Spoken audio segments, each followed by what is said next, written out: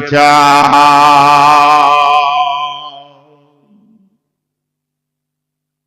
হায়, তাহলে আমার বিটি যদি বদমাশ হয়, মানছে না, ও বাপ মানে না, ভাই মানে না, স্বামী মানে না।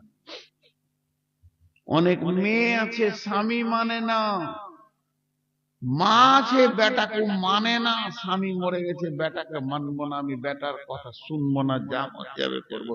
তারপরেও কি পুরুষটা জাহান্নাম যাবে? জি জি।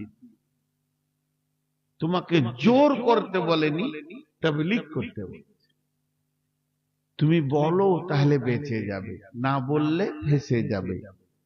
যেমন এমনও নবী আছে তার কোনো উম্মতি নেই, সে নবী অথচ ওর দলে একটাও লোক নাই, তাহলে কি জাহান্নাম যাবে? না। কাজ চালিয়েছে, কবুল করেনি। নূহ আলাইহিস সালাম 950 বছর তাবলীগ করে 40টা লোক পেয়েছিল দলে। আমাদের এই যুগে সাধারণ মানুষ যদি 1 মাস তাবলীগ করে তো দলে 200টা লোক পেয়ে যাবে। সেই যুগে নূহ আলাইহিস সালাম 950 বছর তাবলীগ করে 40টা লোক পেয়েছে। কটা এলো, কটা মসজিদ ঢুকলো, কটা পর্দা হলো, কটা নিজেকে বাঁচালো, কটা আর গুনাহ করছে না, এইটা কিয়ামতের মাঠে হিসাব হবে না। হিসাব হবে তোমার সময়টা কত লেগেছে আল্লাহর জন্য। আল্লাহ বলছেন ওয়াকুদুহান নাসু ওয়াল হিজারাতু, জাহান্নামের লকড়ি বানানো হবে মানুষকে এবং পাথরকে। আলাইহা মালাইকাতুন গিলাদুন শিদাদুন লা ইয়াসুনাল্লাহা মা আমারহুম, সেখানে এমন ফেরেশতা আছে, সেই ফেরেশতাগুলো নির্দয় ফেরেশতা, তাদের ওই পাঁচটায় আল্লাহ বানায়নি দয়া মায়া মহব্বত, তারা মারবে, তারা কিছুই বুঝে না। ওয়ায়াফআলুনা মা ইউমারুন, আল্লাহ যেটা হুকুম করে দেবে ওই কাজটাই চালিয়ে যাবে, এছাড়া তারা আল্লাহ আর কিছু বুঝে না। সেই নির্দয় ফেরেশতাগুলো রয়েছে, তারা মারবে। এক মুফাসসিরিন বলেছেন, একজন লেখক বলেছেন, জাহান্নামের মুখে 450 ফেরেশতা রয়েছে, তারা জাহান্নামীদেরকে আগে মারবে, মেরে হাড়গুলোকে চুরচুর করে ভেঙে দেবে, একটাও জয়েন্ট একটাও খিল সোজা থাকবে না, সব জাহান্নামীদের হাড় হাড্ডি চুরমার হয়ে যাবে। তারপরে জাহান্নামে তাদেরকে ফেলা হবে। জাহান্নামে যখন ফেলা হবে, আল্লাহর নবী বলছেন এমসি আলান্না এমসি আলাল ফাহমে আহলুন নার, জাহান্নামীরা মুখের ভরে হাঁটবে, তাদের পা উপর দিকে থাকবে। মানুষ দুনিয়াতে চলছে পায়ে মাথা উপর দিকে আছে, কিন্তু জাহান্নামে এটা উল্টা হয়ে যাবে। বন্ধুরে, মা আমার, বোন আমার, পা উপর দিকে থাকবে আর মুখের ভরে জাহান্নামীরা হাঁটবে।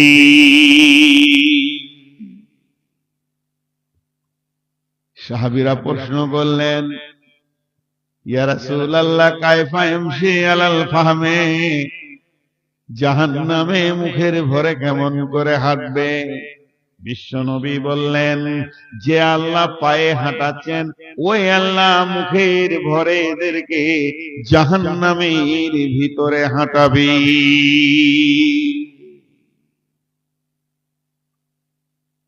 যে আয়াতটা পড়লাম সূরা তাহরিমের, ওই আয়াতে তাফসীর করেছে ইমাম কাদের জিলানী আলাইহির রহমাত।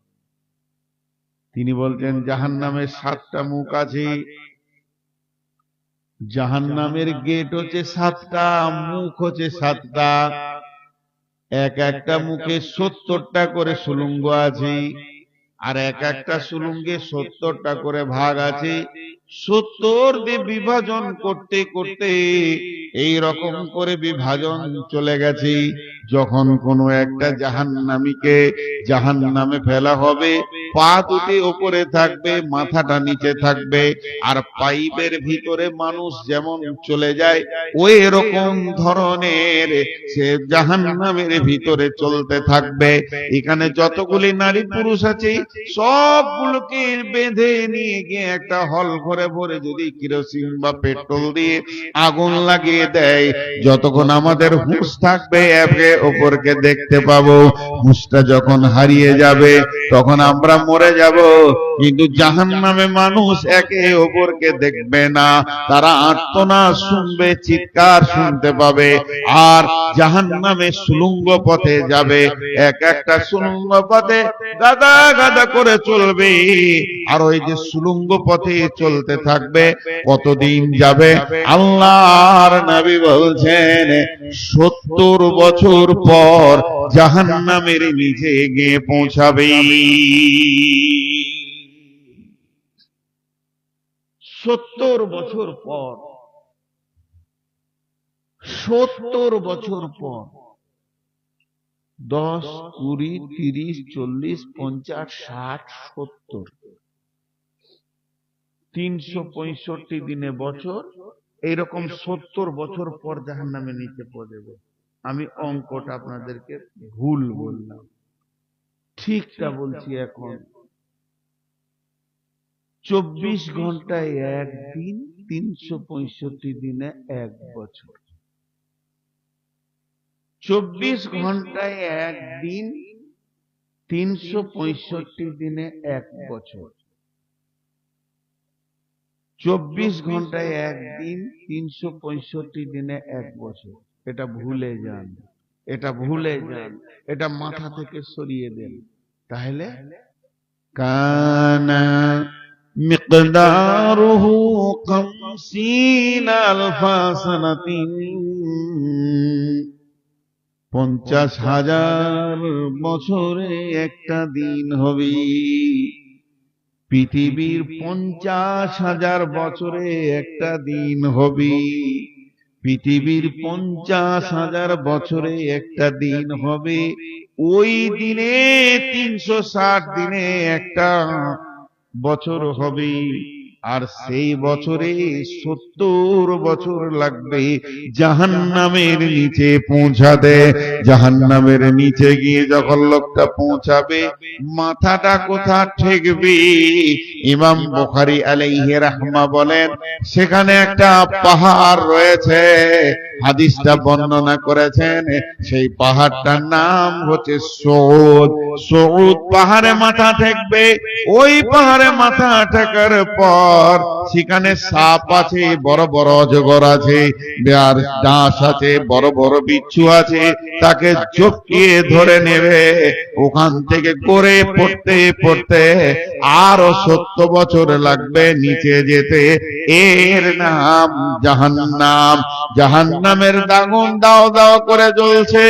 আবার দেখবেন তরল আগুন আছে, অগ্নিগিরি দেখবেন মোবাইলে কেমন তরল আগুন হয়, পানির মতো বইয়েছে, সেই আগুন আছে। যত গভীরে যাতে তত আগুনের তেজ বাড়বে। এরকম যেতে যেতে 70 বছর পর জাহান্নামের নিচে পৌঁছাবে। মামার পনামার এখনো পর্দাতে ঢুকে যায়, তওবা করেলি এখনো পর্দায় ঢুকে যায়। বেপর্দা মেয়ের কঠিন শাস্তি রয়েছে জাহান্নামে।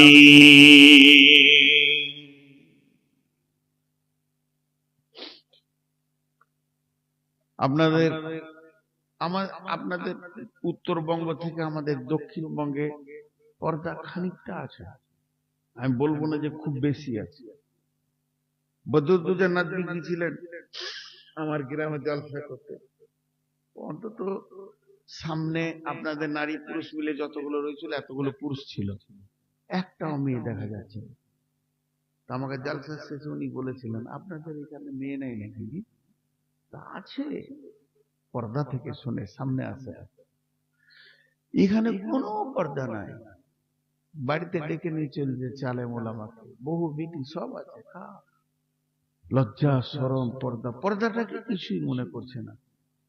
দারমি শরীফের হাদিস, আমি এই হাদিসটার ব্যাপারে আগে বরাতটা ক্লিয়ার করে দিই। বুখারী, মুসলিম, আবু তিরমিজি, নাসাই, ইবনে মাজাহ কোথাও পাইনি, আমি পাইনি।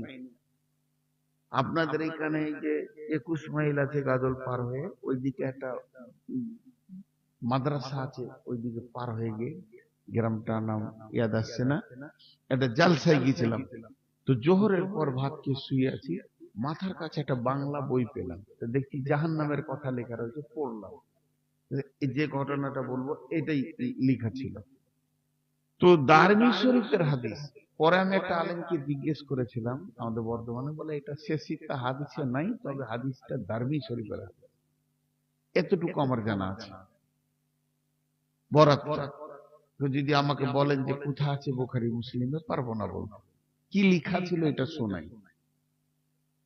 যে একটা মেয়ে বিশ্বনবী মেরাজে গেলেন, মেরাজে গিয়ে দেখছেন জাহান্নামে একটা মেয়েকে 4 হাত পায়ে টেঙে দেওয়া হয়েছে। ওরা আমার বেটির দল, ও আমার মায়ের দল, বোনের দল, মারে আমার 1 মিনিট আমার কথাটা শুনেন। 4টা হাত পায়ে শিকলি দিয়ে জাহান্নামে চিৎ করে টাঙা আছে। না আছে সে মাটির ভরে, না আছে সে উপরে। আর মেয়েটা ওই শিকলিতে এইরকম করে করে করে করে করে করে পাঞ্জা লড়ছে, আর এত জোর চিৎকার করছে, মনে হচ্ছে গোটা জাহান্নামকে মেয়েটা একাই তোলপার করে দেবে। আর মেয়েটার পেটটা পাহাড়ের মতো শৃঙ্গি হয়ে উঁচা হয়ে গেছে। আর ওই মেয়েটার পেটে ছোট ছোট ছোট ছোট ছোট ছোট কুত্তার বাচ্চার মতো অসংখ্য বাচ্চা রয়েছে। মা যত চিৎকার করছে, বাচ্চাগুলো ওই রকম চিৎকার করছে, যেন কলরব সৃষ্টি হয়ে গেছে। বিশ্বনবী বললেন, জিবরাইল, মেয়েটি কোন পাপ করেছে, কোন পাপের শাস্তি দেওয়া হচ্ছে এত কঠিন করে? জিবরাইল আমিন বললেন, ইয়া রাসূলুল্লাহ, মেয়েটি বড় নামাজি ছিল, মেয়েটা স্বামীর কথা শুনেছে, মেয়েটা তেলাওয়াত করেছে, জিকির করেছে, মেয়েটা রোজা রেখেছে, পৃথিবীর বুকে যত আমল আছে সব আমল করেছে, ফরজ তো দূরের কথা, নফল রোজা রেখেছে, দান খয়রাত করেছে, তেলাওয়াত করেছে, কালাম পাককে কতবার যে শেষ করেছে কোনো ঠিক নাই। এই মেয়েটার মতো নেককার মেয়ে এলাকাতে ছিল না। মেয়েটা শুধু একটা পাপের কারণে জাহান্নামে এসে গেছে, ওটাই হচ্ছে বেপর্দা। পর্দা করেনি, এর জন্যে স্বাধীন বিচরণে ঘুরেছিল, নিজের মন মতো ঘুরেছে, তার জন্য ওকে শিকলিতে বেঁধে দেওয়া হয়েছে। আর ওর পেটে কতগুলো বাচ্চা আছে শুনেলেন? পৃথিবীর যত পুরুষ ওর দিকে নজর দিয়েছে, প্রত্যেকটা পুরুষের তরফ থেকে একটা বাচ্চা না, এটা ভুল, বরং প্রত্যেকটা নজরে একটা পুরুষ যদি 10 বার দেখেছে তো 10টা ওর পেটে বাচ্চা। তার মানে যতগুলো পুরুষ ওকে দেখেছে অতগুলি বাচ্চাকে লোড করে এসেছে। এই বাচ্চাগুলো প্রসব হচ্ছে না, একদিকে আগুনের যন্ত্রণা আর একদিকে প্রসব যন্ত্রণা, পৃথিবী থেকে 70 গুণ বেশি প্রসব যন্ত্রণা। লা ইয়ামুতু ফিহা ওয়া লা ইয়াহইয়া, ওখানে মত হবে না, বেঁচেও থাকবে না। এই চিৎকার যখন চলবে ওটা জাহান্নামকে বিরক্ত করে দেবে। তখন অন্য জাহান্নামীরা বলবে, চল চল চল, মেয়েটাকে প্রসব করিয়ে দিই বাচ্চাগুলো। যদি বাচ্চাগুলো ডেলিভারি হয়ে যায়, অন্তত মেয়েটা চিৎকার বন্ধ করবে, সুস্থ অবস্থায় থাকবে। তারা কি ডাক্তারের মতো করবে? তারা কি দাইমায়ের মতো করবে? তারা কিভাবে করবে? মেয়েটাকে শিকলি থেকে নামিয়ে ওর বুকে পেটে চড়ে নিয়ে পেশাবের রাস্তা দিয়ে হাত ভরে প্রত্যেকটি বাচ্চার গলাতে আগুনের শিকলি বেঁধে টানবে। একটা বাচ্চাকে জাহান্নামের ভিতরে প্রসব দিতে সময় লেগে যাবে 80 বছর, 70 বছর, 80 বছর করে লাগবে। আর পৃথিবীর 50,000 বছরের দিনের সেই বছর। মা আমার, বোন আমার, বেপরদার যে কি কঠিন শাস্তি আছে। আওয়ারা রাস্তায় ঘুরছি, কত লোক যে নজর দিল, কতজন যে আমাকে দেখলো, তার মনের ভিতরে কামনা উঠলো, বাসনা উঠলো, এই গুনার কারণে জাহান্নামে চলবি।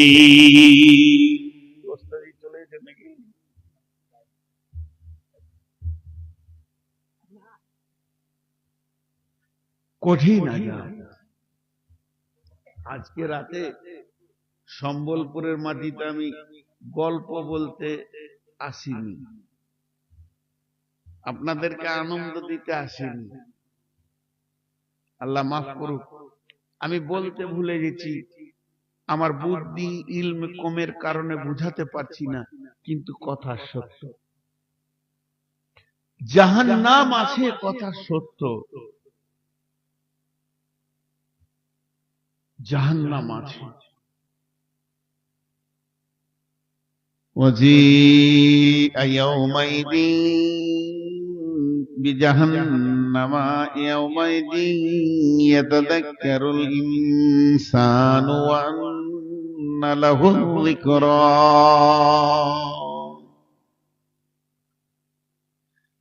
قال رسول الله صلى الله عليه وسلم يؤتي بجهنم يومئذ 70,000 زمام مع كل زمام 70,000 ملك। কিয়ামতের মাঠে যখন জাহান্নামকে আনা হবে, জাহান্নামের মুখে 70,000 লাগাম থাকবে। একটা জাহান্নামের মুখে 70,000 লাগাম থাকবে, আর এক একটা লাগামে 70,000 করে ফেরেশতা ধরে থাকবে। আর ওই জাহান্নাম যখন রেগে যাবে, ইযা উলকু ফিহা সামিউ লাহা সাহিকা ওয়া হিয়া তাফুর তাকাদু তামাইযু মিনাল গায়জি।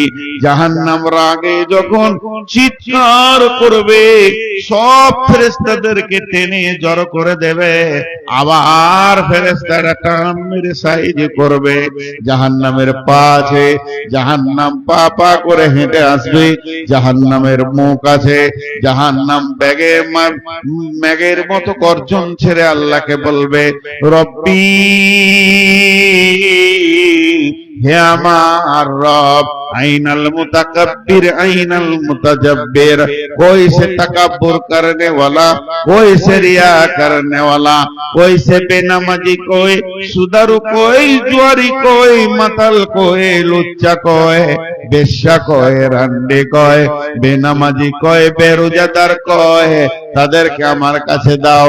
যাকাত দেয়নি সেই লোকটা কয়, লাফাঙ্গাররা কয়, তাওয়াক্কা করে নাই হাদিস কোরআন সে কয়, যত বলা হয়েছে কাজ হারা দিয়েছে সে কয়, একটা একটা করে আমার ভিতরে পাঠিয়ে দাও, আমি আজকে তাদেরকে উচিত শিক্ষা নিষ্পেষণ দিয়ে শিখিয়ে দেব। জাহান্নাম যখন আসবে, কালাম পাক বলছে, ইয়াউমাইযিন বিজাহান্নামা ইয়াউমাইযিন ইয়াতাযাক্কারুল ইনসানু ওয়া আন্না লাহুয যিকরা। জাহান্নাম যখন আসবে, হাসরবাসীরা দেখতে পাবে জাহান্নামকে টেনে আনা হচ্ছে।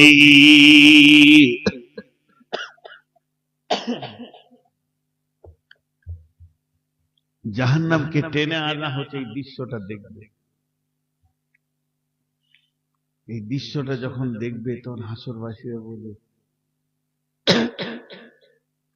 ওই ওই ওই ওই ওই ওই ওই জাহান্নাম আসছে, যার কথা শুনেছি, জালসাতে শুনেছি, খুতবাতে শুনেছি, ইমাম এর কাছে শুনেছি, বক্তার কাছে শুনেছি। কেঁদে বলবে, ভীত সন্ত্রস্ত হয়ে বলবে, আসছে জাহান্নাম, আসছে, ওই যে জাহান্নাম, এতদিন শুনেছিলাম, এখন দেখছি। শুধু এইটা বলবে না, আর কি বলবে, ইয়াকুলু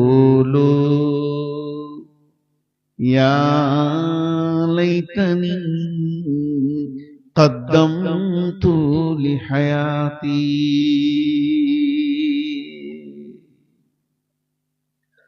يقول يا ليتني قدمت لحياتي চিৎকার মেরে বলবে হায় আফসোস, আমি যদি জন্মই না নিতাম তো কত ভালো হতো, আমি যদি জন্মই না নিতাম তো কত ভালো হতো।